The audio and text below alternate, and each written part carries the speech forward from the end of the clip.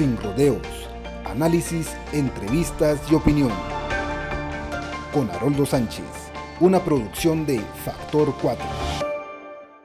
El resultado de la primera vuelta electoral no solo nos ha sorprendido por la presencia de Bernardo Arévalo del movimiento Semilla en segundo lugar, que pasa a la segunda vuelta junto a la candidata de la UNE, Sandra Torres, pues ha venido provocando diversas reacciones que en los últimos días causó muchísima zozobra, sobre todo con la intervención del Ministerio Público, que había permanecido un tanto al margen. Recordemos que primero intervino la Corte de Constitucionalidad, después la Corte Suprema de Justicia, órganos que estaban pasando por encima del Tribunal Supremo Electoral, el único, de acuerdo al mandato constitucional, que tiene injerencia plena en el tema electoral. Pero el día de ayer, el Ministerio Público, a través de su fiscal de la FESI, Curuchiche, da un paso para criminalizar al movimiento Semilla, y lo que queda en la sensación es de que pretendía sacarlo de la contienda electoral. Esto provocó diversas reacciones, como las que vamos a conocer a continuación, de posturas en contra de esta acción, que a todas luces es ilegal, porque estaba pasando encima del derecho que tiene el Tribunal Supremo Electoral de guiar. Es el único que está en capacidad de tomar este tipo de decisiones y sobre todo de respetar la voluntad popular expresada en las urnas el pasado 25 de junio. Es evidente que hay sectores que no les gusta ese resultado, pero el pueblo fue el que decidió con su voto soberano quiénes eran los dos contendientes para elegir entre ellos al próximo presidente o presidenta de este país. Pero veamos a continuación estas reacciones que, como les digo, van desde un rechazo hasta algún tipo de preocupación expresado desde el momento que se conoce que se intenta criminalizar un resultado electoral. Todas las etapas que nos llevaron a resolver las nulidades, así como al cumplimiento del amparo provisional, así como también al tener el consolidado de todos los datos del documento 8 de las juntas electorales departamentales, estamos en la posibilidad, en cumplimiento del mandato de este alto tribunal, de poder declarar oficialmente los datos que declaran quiénes son los candidatos, el binomio que pasa a la segunda vuelta, que está programada en el calendario electoral, que es el 20 de agosto. En vista que ninguna de las organizaciones políticas que postularon planilla presidencial obtuvo la mayoría absoluta, se procede a la celebración de la segunda elección presidencial el domingo 20 de agosto de 2023, con la participación de las planillas de los partidos políticos Unidad Nacional de la Esperanza, UNE, integrada por Sandra Julieta Torres Casanova para presidente de la República y Romeo Estuardo Guerra Lemus para vicepresidente, y Movimiento Semilla, integrada por César Bernardo Arévalo de León para presidente de la República y Karin Larisa Herrera Aguilar para vicepresidente. En un nuevo caso de corrupción e impunidad denominado Corrupción Semilla, a solicitud de la Fiscalía Especial contra la Impunidad, el Juzgado Séptimo de Instancia Penal ordenó la suspensión de la personalidad jurídica del partido político Movimiento Semilla. En mayo de 2022, un ciudadano denunció haber sido adherido ilegalmente al Movimiento Semilla, por lo que, al realizarse la prueba científica por el INACIP, concluyó que la firma y letra fueron falsificados. Estamos, creo yo, ante un hecho histórico que está marcando a toda la nación, en especial pues al Tribunal Supremo Electoral. Quiero comentarles que el día de ayer, como es de conocimiento público, pues se recibió un oficio del Juzgado Séptimo, donde pues se solicita que se cancele tanto la personalidad jurídica del partido Semilla. Quiero comentarles que ya se presentó una acción constitucional de amparo en la Torre de Tribunales, específicamente en gestión penal, en contra del oficio del Juzgado Séptimo.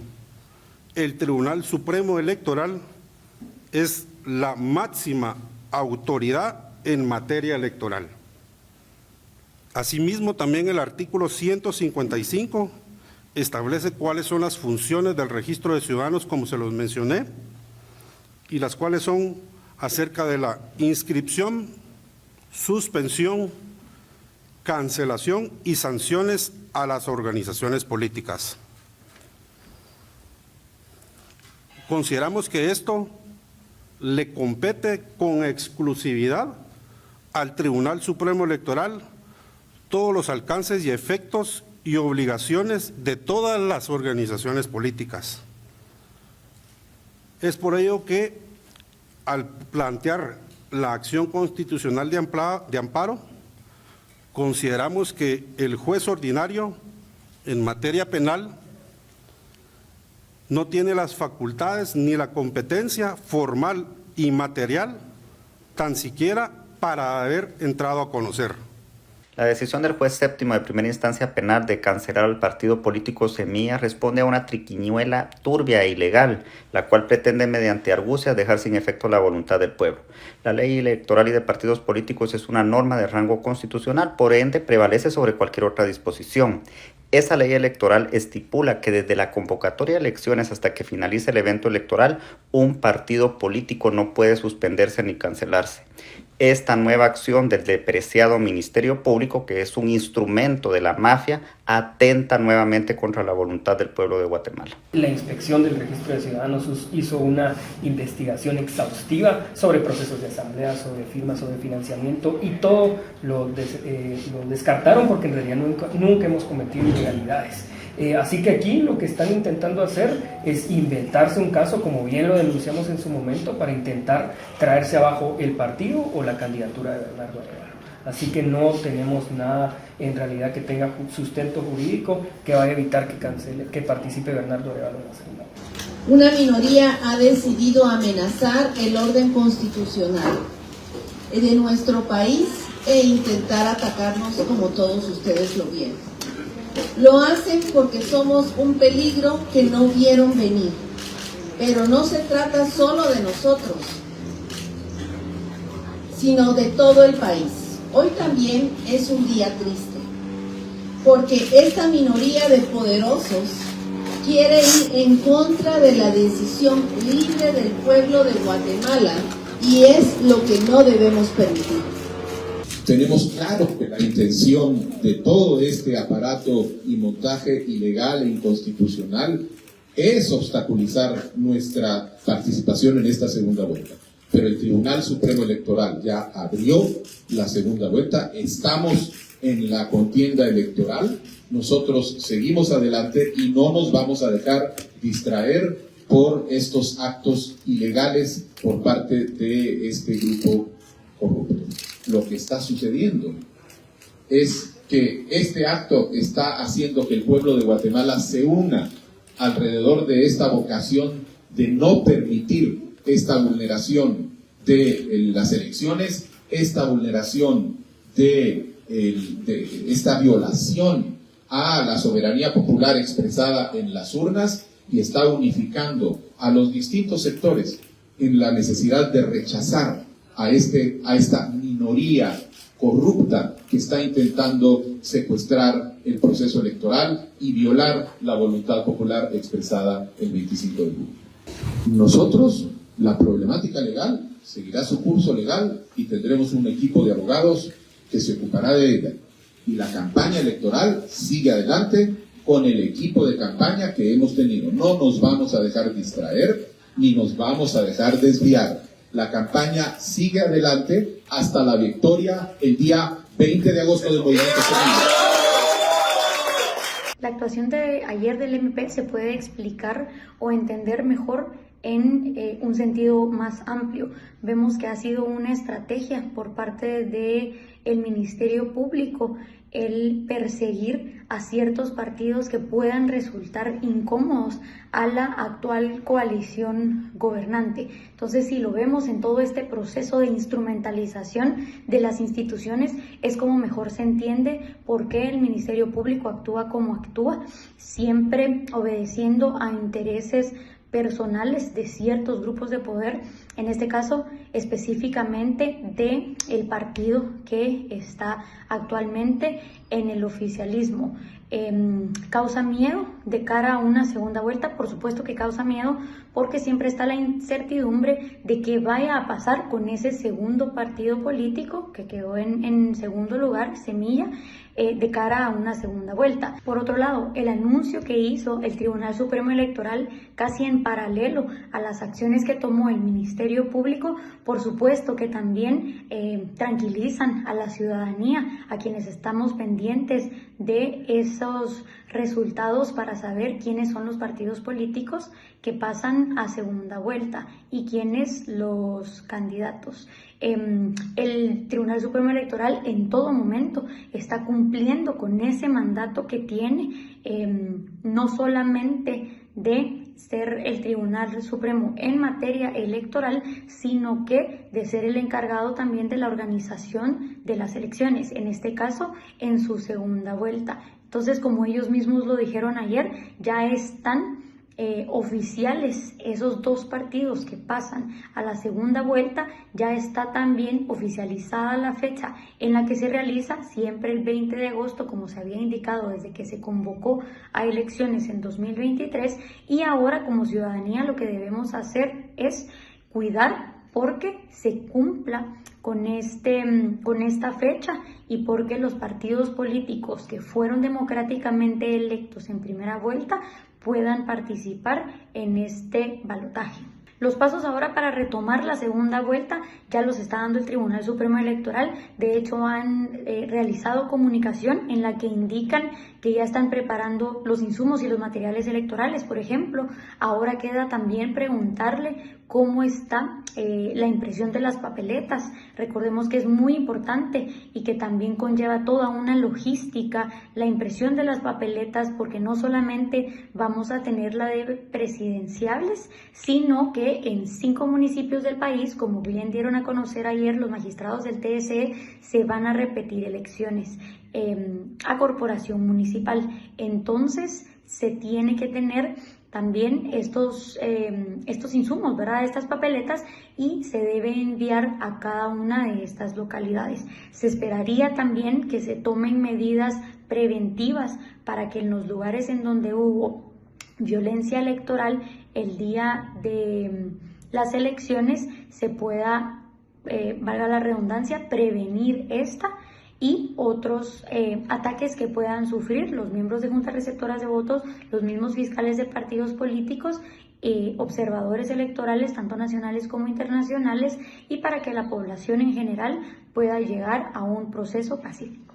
Para analizar un poco esta situación que a veces uno no entiende, que deja como esa sensación de me pueden robar mi voto soberano, sobre todo aquellos que tomaron una decisión de votar por el movimiento Semilla, y lo que se escucha es golpes de Estado, no quieren que haya una segunda vuelta, tenemos miedo de que haya un retroceso, todas estas sensaciones que se han generado por órganos del Estado que han tomado una decisión de inmiscuirse donde no debían, pues sí necesitamos como que alguien nos oriente, ¿verdad? Para que tengamos la confianza de que sí vamos a ir el próximo día 20 de agosto a las urnas electorales sin ningún problema, y que los dos candidatos van a estar ahí con sus respectivas papeletas para que usted y yo decidamos quién nos va a gobernar los próximos 4 años. Gracias por de nuevo aceptar que estemos ahí con ustedes. Creo que se hace necesario hablar un poco sobre el panorama político actual. Luego de la primera vuelta electoral, donde se dieron ya los resultados por todos conocidos, que pasa Sandra Torres de la UNE y Bernardo Arévalo de Semilla a la segunda vuelta programada para el 20 de agosto. Pero todos estos días ha sido de mucha incertidumbre. Para hablar de esto me acompaña hoy Celia Luna, ella es una analista política independiente con quien vamos a tratar de ir como dilucidando el actual acontecer político del país. Celia, muchísimas gracias. ¿Cómo le podemos explicar a la gente todo esto que ha ocurrido después de los resultados de la primera vuelta electoral? Creo que es importante empezar, primero muchísimas gracias por la invitación, Haroldo. Es importante empezar por los pasos, digamos, que se deben de seguir, porque pocas veces conoce la ciudadanía qué es lo que pasa posterior a que se cuentan los votos. Entonces, digamos que está todo a cargo de las juntas receptoras de votos, ¿no? El día de las elecciones, las juntas receptoras de votos, la ciudadanía, que es parte de ese voluntariado, es parte de la autoridad electoral. Entonces, la Junta Receptora de Votos, al final de la votación y al final del escrutinio y el conteo de votos, llenan unas actas. Durante el llenado de estas actas también están presentes fiscales de los partidos políticos, y lo que ellos hacen es impugnar, si no están de acuerdo con cómo se realizó un conteo de votos, esos votos, ¿no? Entonces, los partidos políticos tienen este derecho, mas no tienen la obligación de tener fiscales en todas las mesas que hay en el país. Posterior a esto se realiza una audiencia de la revisión de los escrutinios en la que también participan los fiscales de partidos políticos que estuvieron en esas mesas el día de las elecciones haciendo la revisión, y creo que aquí fue alrededor de estas audiencias fue donde se dio toda la, digamos que los acontecimientos más importantes, ¿no? La ley electoral manda que las juntas electorales departamentales, cuando ya tienen toda la información de las juntas receptoras de votos, pueden hacer ese llamado, digamos, o esa invitación a los fiscales de partidos políticos para que lleguen a las audiencias de revisión. Lo que pasó en el Distrito Central fue, el partido Creo, sobre todo, indicó que a ellos se les había hecho esa invitación a la audiencia de revisión de escrutinios el viernes antes de las elecciones, cuando la ley bien dice que se tiene que hacer posterior a que las juntas departamentales ya tengan toda la documentación electoral, la famosa Acta 4 de la que muchos hablan ahora, ¿no? Entonces, se lleva, digamos, Creo lleva este caso, su caso, no voy a decir personal, ¿verdad?, pero del partido político, porque también lo que indicaron fue que cuando fue la audiencia de revisión de las actas, cuando se debía hacer todo ese cotejo, digamos, de yo presenté esta impugnación, por qué se presentó la impugnación y que se dé a conocer en la Junta Departamental, según los representantes del partido Creo, esto no se llevó a cabo. Entonces, recordemos que en Guatemala no hay materia que no sea susceptible de amparo. ¿Y esto qué quiere decir? Si yo veo que los resultados electorales no es que no me favorezcan, pero digamos que no me parecen libres, no me parecen 100% democráticos, yo puedo impugnar ante un tribunal más alto, digamos, que el Tribunal Supremo Electoral, en este caso la Corte Suprema de Justicia, y esto en última instancia va a llegar a la Corte de Constitucionalidad. Entonces, por esas inconsistencias que hubo en el proceso que ya marca la ley electoral, fue que llegó entonces a la Corte de Constitucionalidad. Ahí sí estuvo un poco raro porque no se llevó primero a la Corte Suprema de Justicia, ¿no?, sino que se fue de una vez a la Corte de Constitucionalidad. Y esto es lo que preocupa a las personas, es porque muchos hablan de esa judicialización de la política, pero digamos que sí es parte de esa institucionalidad que nosotros tenemos en Guatemala, que se puedan presentar esos recursos cuando se ve que hay algún derecho vulnerado. En este caso fue el derecho a conocer o dar a conocer las impugnaciones que se habían presentado el día de las elecciones por parte de un partido político. ¿Qué fue lo que pasó? Digamos que nos puede parecer legítimo o no la acción de Creo, eso ya será pues cuestión personal, pero lo que hicieron muchos partidos políticos fue sumarse a esa solicitud de amparo, ¿no?, y decir, nosotros no vamos sobre los votos de la municipalidad, sino que nos vamos sobre los votos presidenciales. cuando no hubo impugnaciones el día de las elecciones sobre los votos a la presidencia, no se presentaron tampoco el día de las audiencias, entonces ahí sí podemos ver o podríamos decir que se utilizó la institucionalidad para presentar un caso que no se había dado, y si preguntan por qué, pues tan claro como que Bernardo Arévalo no aparecía en las encuestas, ¿verdad? Digamos que no había un temor por parte de la coalición oficial, por parte de ese oficialismo y de esos partidos políticos que han votado a favor de algunas iniciativas dentro del Congreso, y por eso es que se les llama esa coalición oficial. No había este temor por parte de este partido político, por parte de Semilla. Cuando ya lo ven pasar a una segunda vuelta es cuando se encienden las alarmas, ¿no? Entonces, me imagino yo, se preguntaron qué podemos hacer, y dentro de la institucionalidad, pues sí se actuó basado en esos pasos que se podían tomar para, de alguna manera, frenar la oficialización de los resultados y que los dos partidos políticos que pasaban a segunda vuelta pudieran empezar a hacer su campaña electoral. La semana pasada, si no estoy mal, toda la semana, desde el martes, se llevaron a cabo estas audiencias de revisión. Las juntas departamentales y la Junta del Distrito Central la realizaron, y posterior a esto, pues ya se le notificó a la Corte Suprema de Justicia. Lo que dijo la Corte es, ok, el TSE ya notificó que se corrieron con las audiencias de revisión, ¿no? Esto ya está, pero ahora el Tribunal Supremo Electoral, y esto porque está en ley, en la ley electoral y de partidos políticos, debe esperar que las juntas departamentales y la Junta del Distrito Central envíe la ahora famosa también Acta 8, que es el acta en donde ya queda notificado cuáles fueron los resultados en cada departamento y en el Distrito Central.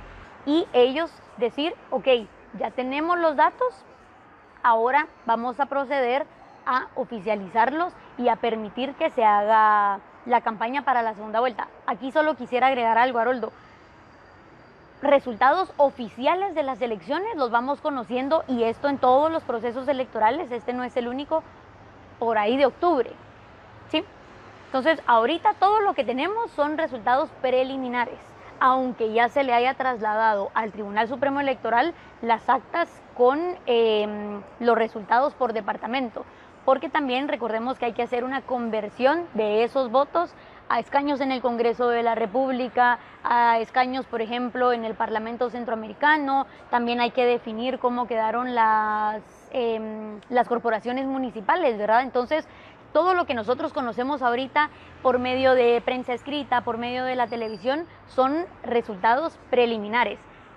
Siempre son muy parecidos, ¿verdad? Porque digamos que estadísticamente hablando, pues siempre hay márgenes de error, pero los resultados que nosotros tenemos ahorita son preliminares. Como le digo, hasta más o menos por octubre el TSE ya puede oficializar los datos, tomando también en consideración la segunda vuelta que vamos a tener en agosto.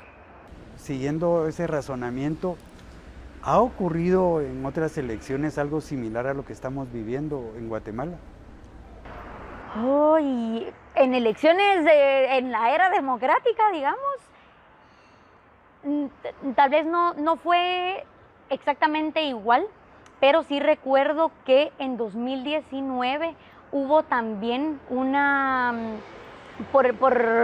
ahí sí trayendo a colación, ¿verdad?, por el desconocimiento que había sobre el sistema de transmisión de datos electorales preliminares, también el Tribunal Supremo Electoral de ese momento, la administración, digamos, de ese momento, también tuvo que hacer no fue un recuento de los votos, pero sí tuvo que examinar, digamos, este sistema de transmisión que se utilizó, porque se cruzaron algunos datos. Y por eso es tan importante entender qué son datos preliminares, ¿verdad? ¿Para qué se utilizan estos sistemas de transmisión?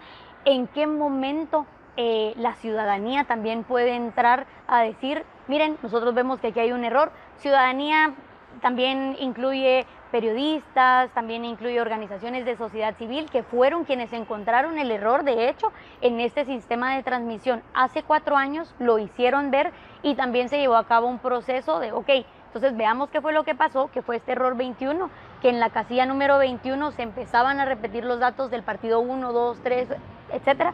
Creo que hace 4 años tuvimos entre 25 y 27 partidos políticos, entonces pues estos tenían un dato diferente, ¿no?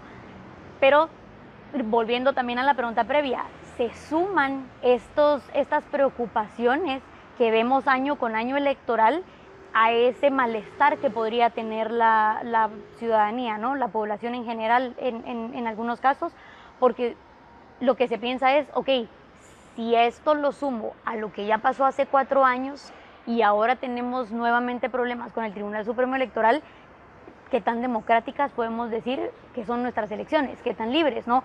Sí hay motivos para dudar, pero creo que también las instituciones, por eso es tan importante la comunicación, ¿no? Deben salir a comunicar a la población qué es lo que está pasando, cuáles son los pasos que se van a seguir.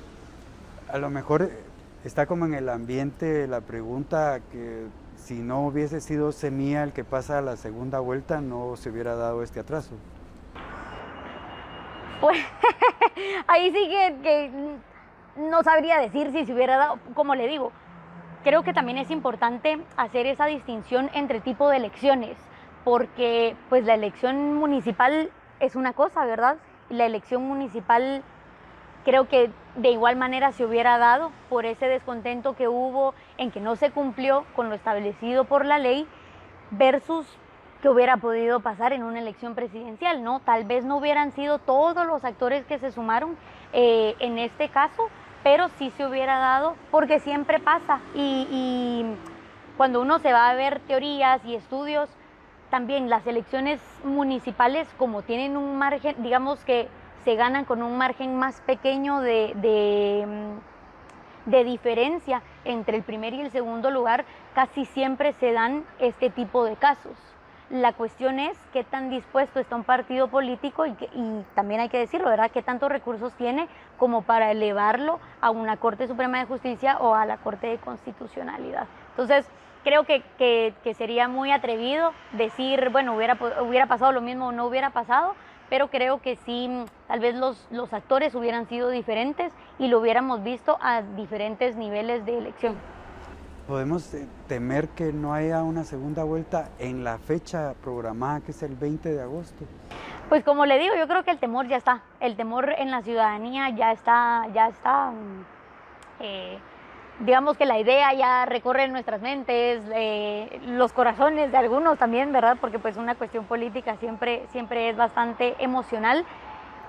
El Tribunal Supremo Electoral ha sido muy claro que ellos no tienen la intención de correr la fecha, entonces habría que ver qué tanta capacidad de cumplimiento hay, en este caso por parte del Tribunal Supremo Electoral, y también hay que ver todos esos factores externos, ¿no?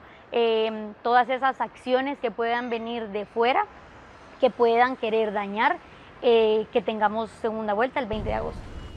¿Cómo pudo haber influido estas elecciones que inicialmente había como ese temor de un fraude, que finalmente pues es evidente que no se dio en la elección, me refiero el día domingo, ¿verdad? La presencia de observaciones de la OEA y de la Unión Europea?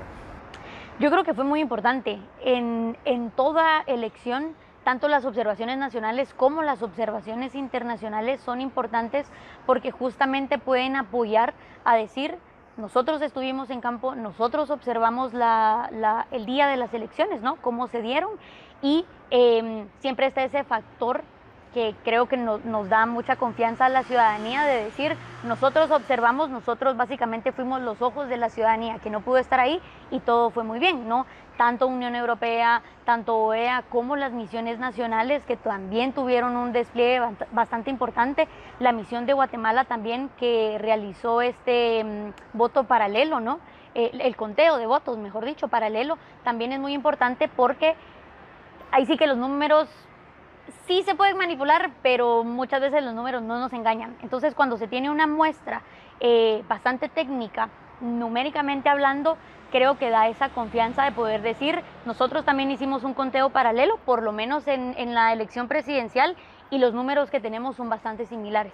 Entonces, eso también ayudó a que muchos candidatos presidenciales también salieran apoyando. Creo que, de hecho, uno de ellos también dijo, nosotros hicimos un ejercicio similar, habría que ver, claro, las muestras que utilizaron, ¿no? Para ver qué tan certero pudo haber sido, pero nosotros realizamos un ejercicio similar y podemos decir que los resultados fueron pues sí, cuando los cotejamos había un match, ¿no? Entonces, creo que todas estas acciones que realizan las misiones de observación, tanto nacionales como internacionales, son buenas para poder decir se cumplió con principios de transparencia en las elecciones.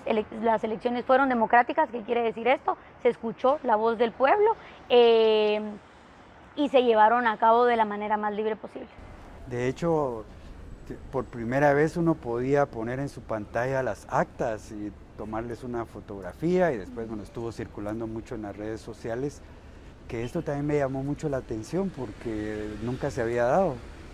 Sí, es esa forma, como ya le decía, de ser los ojos de la población que no puede estar presente en todo, ¿no? De hecho, el programa que permitía tener acceso a las actas era parte del sistema de transmisión de datos electorales preliminares que contrató el Tribunal Supremo Electoral.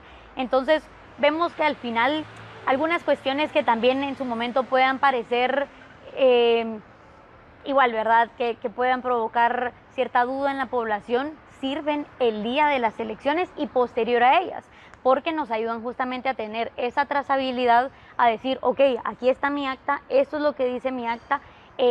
Ayuda también a los fiscales de partidos políticos, ¿verdad? A decir, esta fue el acta que yo recibí, es la misma que yo veo en el portal, o a decir, esta fue el acta que yo recibí y no es la misma que yo puedo ver en el portal. Entonces, también es esa ayuda de la tecnología, que claro, también, digamos que nuestro sistema electoral se basa en papel y eso es muy bueno porque tenemos a la ciudadanía también cuidando el voto, pero el hecho de que se puedan utilizar herramientas tecnológicas para apoyar la transparencia también es muy bueno. Todo esto que hemos visto, sobre todo los resultados de esa primera vuelta electoral, sorprendió a todo el mundo, o sea, a los periodistas, a los analistas, medios de comunicación, las encuestas fallaron. Uno trata como de buscar una explicación, digamos, el periodista lo hace desde su órbita, pero ¿cómo se puede analizar eso desde el análisis político, ese resultado que se tuvo? Hay muchas teorías desde la comunicación, digamos, que se unen también con lo político, ¿no? Y una de estas tiene que ver también con esas acciones que realizó el Tribunal Supremo Electoral, ¿verdad? Con esa judicialización que ya mencionábamos de ciertas candidaturas. El hecho de que no se haya permitido la participación de varios candidatos y candidatas también, quiera que no, fue permitiendo que actores que venían en las encuestas, ¿verdad? Que venían más abajo, pudieran irse posicionando. Claro, también podemos decir, pero ¿por qué no aparecían desde las encuestas? Y es que aquí también, digamos que hay varias cuestiones, pero sobre todo a nadie le gusta decir que va a votar por un candidato perdedor entre comillas, ¿verdad? Pensando que el segundo lugar, Bernardo Arévalo y su candidata a la vicepresidencia, Karin Herrera, venían en un 18º lugar en las encuestas. Entonces, si a mí me preguntan, posiblemente yo ya sé que voy a votar por él, pero prefiero decir a alguien que está en, como se le llama, ¿verdad?, en el top of mind, o es la primera persona que le viene a la mente a una persona cuando le preguntan por quién va a votar. Esa es una. La segunda es, también cuando uno le pregunta a las personas, digamos que por lo menos hay dos tipos, ¿no? Quienes ya estaban decididos que iban a votar por Bernardo Arévalo 3 meses, 6 meses antes de que fueran las elecciones, y quienes el día que llegaron a votar se decidieron. Ese voto indeciso también ayudó a que el candidato creciera, ¿no? Y sobre todo también tenemos que pensar en el tipo de partido político que tuvo este perfil. Es un partido político eminentemente metropolitano, de áreas urbanas, entonces también ese conocimiento que puedan tener las personas de las áreas urbanas es muy distinto a quienes están en áreas rurales, ¿no? Entonces también eso puede ser, al final es una muestra representativa, entre comillas, una encuesta, pero si yo me voy más a áreas rurales, voy a tener una fotografía más clara del área rural. Si yo me voy más a encuestar a personas de áreas urbanas, voy a tener otra fotografía por completo. Pero sí creo que aquí hay hay varias respuestas, ¿no? El hecho de que no se haya permitido la participación de varias candidaturas, ese voto huérfano, digamos, que dijo, bueno, al final me voy a decidir, voy a ver cuándo, que fue ese voto que llegó hasta las urnas a votar por Bernardo Arévalo, que posiblemente antes decía que iba a votar por otra persona, que decía que estaba indeciso o decía que no iba a salir a votar. Pero sí, definitivamente fue una sorpresa, creo yo, tanto para el partido político como para la ciudadanía, que no teníamos idea de los resultados que íbamos a ver, ¿no? Uno puede decir que es un voto de cansancio, de hartazgo ante un sistema político que no da resultados a la población. También, recordemos que el candidato que se perfilaba también, uno de los candidatos, mejor dicho, que se perfilaba también para llegar a segunda vuelta, que fue uno de los que no permitieron participar, esa era justamente la forma de atraer a su electorado, ¿no? Venderse como un outsider, como una persona ajena al sistema político, como una persona que no había hecho política antes, incluso que no sabía mucho de política, ¿no? Y sí, puede ser que el partido Semilla haya capitalizado eso, más nosotros no somos necesariamente parte de la coalición gobernante, pero tenemos este tipo de experiencia, ya estuvimos un periodo legislativo en el Congreso, pero siempre nos desmarcamos de esa política tradicional. Por supuesto que puede ser también eso, ¿no? Ese voto de esperanza, por así decirlo, porque vaya a llegar al poder algo completamente diferente a lo que hemos tenido, por lo menos podría decir en los últimos 20 años, si no es que más. Ese tema del voto nulo es otro de los fenómenos que se dieron también. ¿Qué explicación le podemos dar? Eso, yo creo que viene por ahí. Es ese voto de castigo, digamos, que muchas veces se le da a otro candidato para que no quede uno, pero yo creo que en este caso es un voto de castigo al sistema, ¿no? Y también es un voto de hartazgo de lo que ya tenemos, de lo que ya hay. Sin embargo, es un poco complicado el voto nulo porque la ley no contempla que los partidos políticos, no obliga, mejor dicho, a los partidos políticos a cambiar de candidatos, aunque llame a la realización de nuevas asambleas. Entonces, puede ser un poco complicado, digamos, también para que la ciudadanía logre su cometido. Si su cometido es, yo te estoy diciendo yo te estoy diciendo, o les estoy diciendo partidos políticos que no me gustan los candidatos o las candidaturas que me están presentando, quiero otros. Digamos que la ley, como no obliga, puede ser que al final no llegue a escucharse ese deseo de cambiar a las candidaturas que se están presentando en primera vuelta. Entonces, digamos que se llegara a repetir una elección porque ganó el voto nulo, puede ser que la sorpresa sea que vamos a tener a las mismas candidaturas en esa nueva elección. Entonces, sí es un poco difícil para la población, creo yo, aunque los partidos políticos sí deberían escuchar a ese porcentaje, ¿no? Lo que hemos visto en los últimos días es una participación muy fuerte de pastores evangélicos. ¿Esto es bueno para una sociedad como la nuestra? O sea, ¿tienen derecho a meterse en política o no?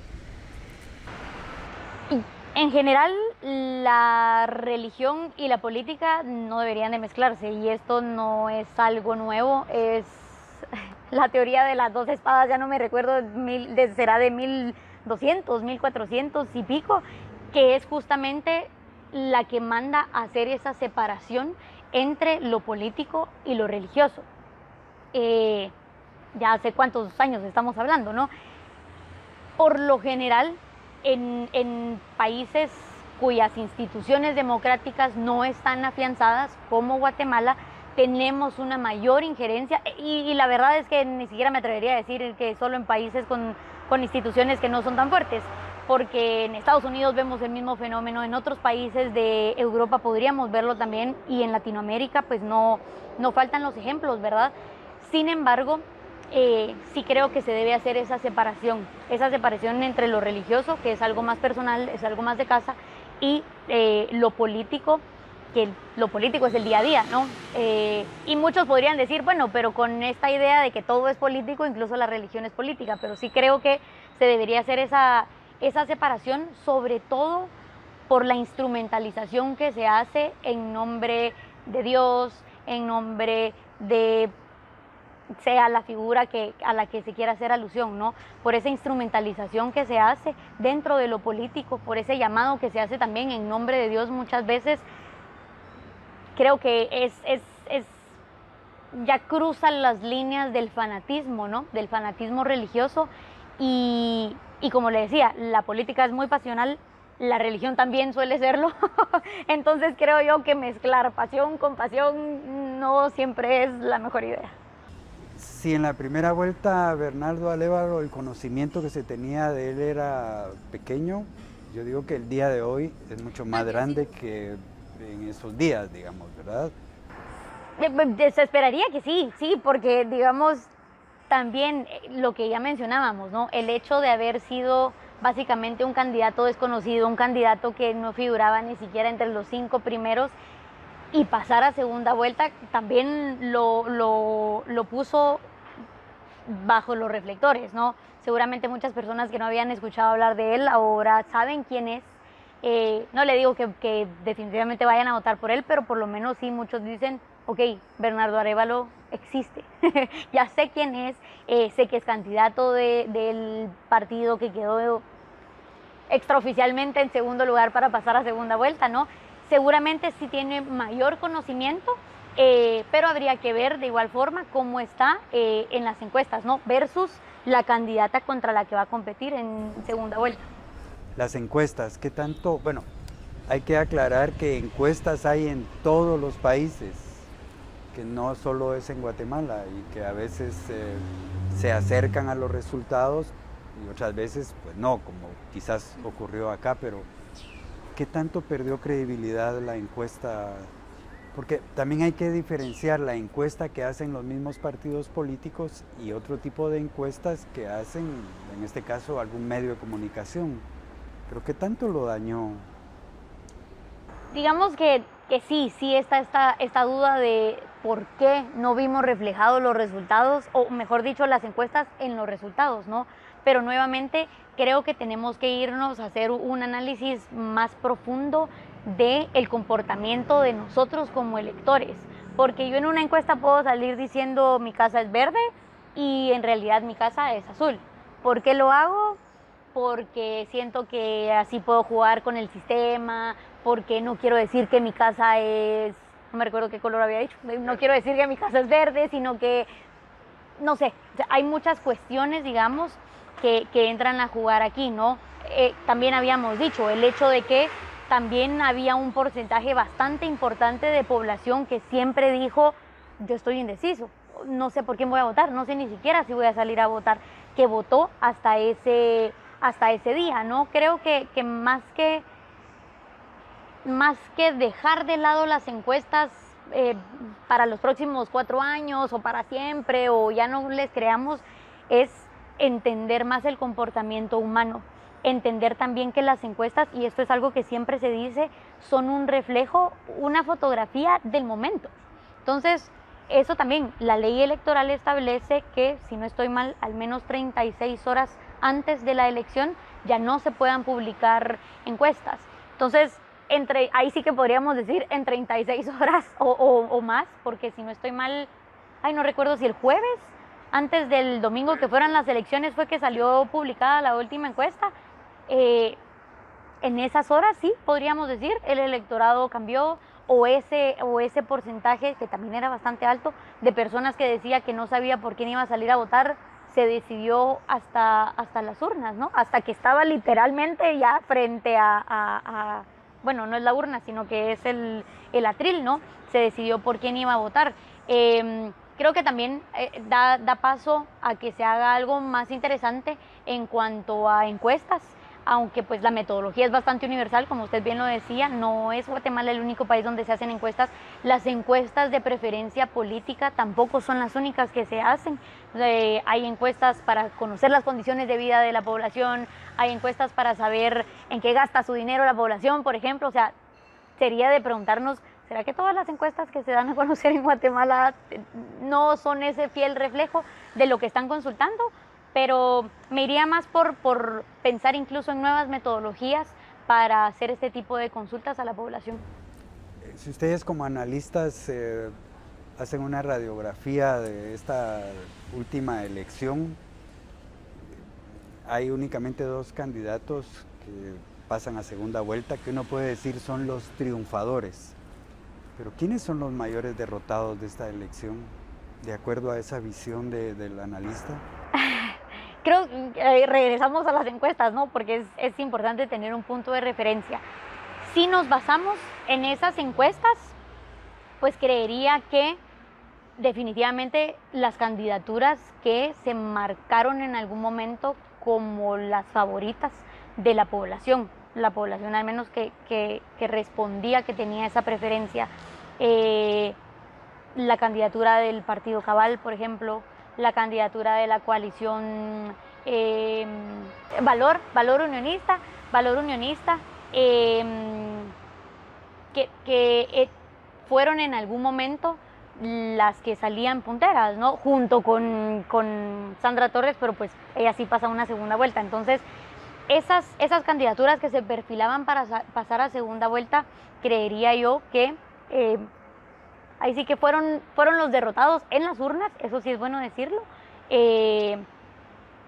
pero de continuar esta situación, este impasse en el que estamos ahorita, creo que también uno de los grandes perdedores podría ser la ciudadanía guatemalteca.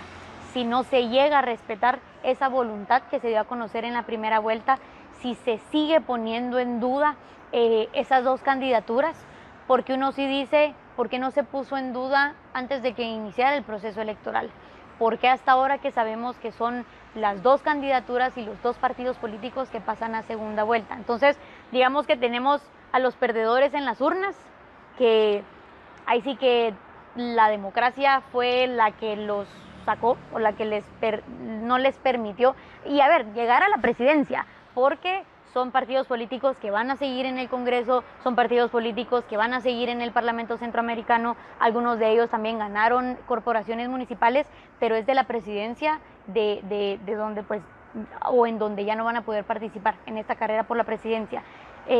Pero, como les digo, creo que la mayor perdedora, si seguimos con esta situación de desconocimiento, va a ser la ciudadanía guatemalteca.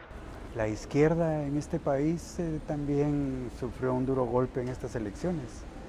Sí, creo que tanto izquierda como derecha. Si pensamos en que pues la derecha va a continuar en el Congreso, pues ahí va a seguir, pero sí, digamos, aunque bueno, entre comillas, ¿no? Porque depende que entendamos como izquierda y derecha, porque muchos dicen, bueno, la izquierda fue la que llegó a segunda vuelta, entonces siempre hay que hacer estos matices, ¿no? Digamos que llegan partidos políticos que se podrían definir como centro izquierda en algunas políticas, ¿no? Sobre todo en las políticas sociales, y creo que sobre todo podemos hablar de la UNE, que ya hizo gobierno.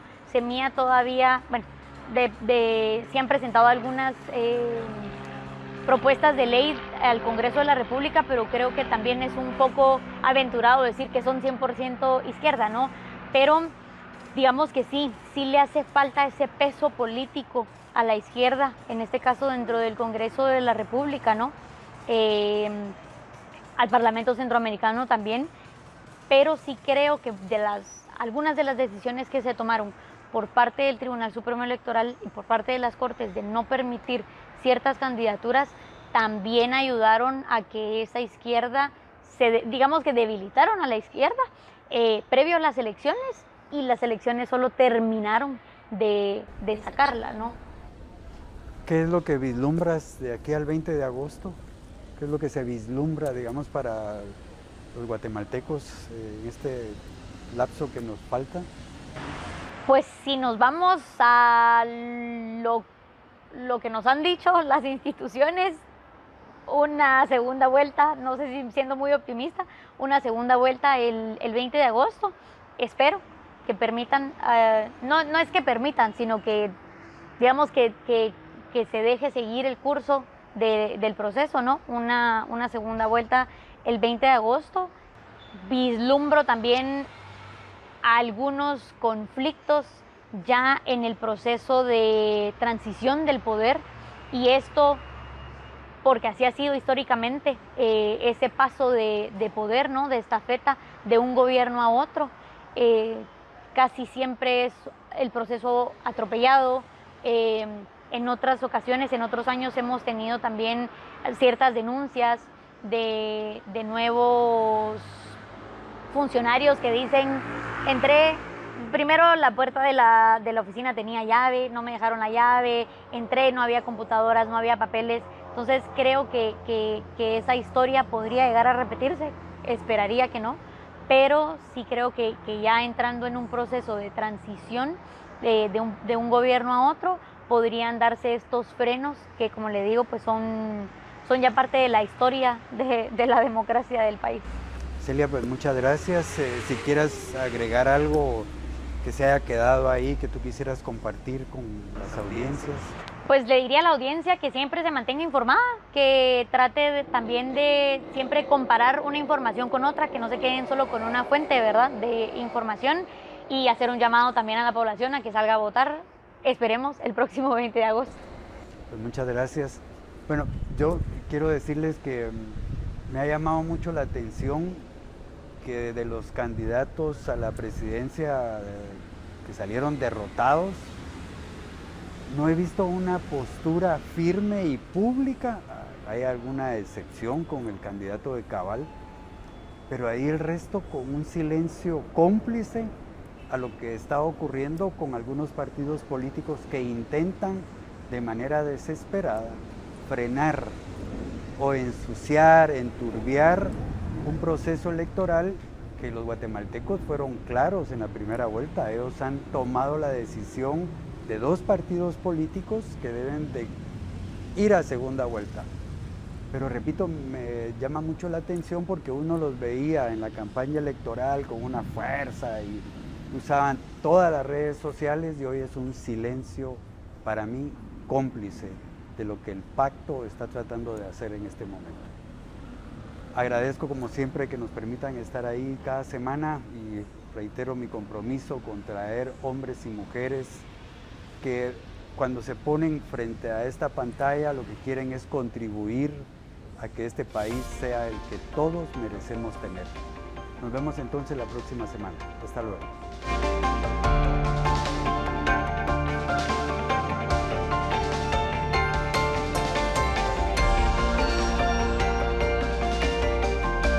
Sin rodeos, análisis, entrevistas y opinión. Con Haroldo Sánchez, una producción de Factor 4.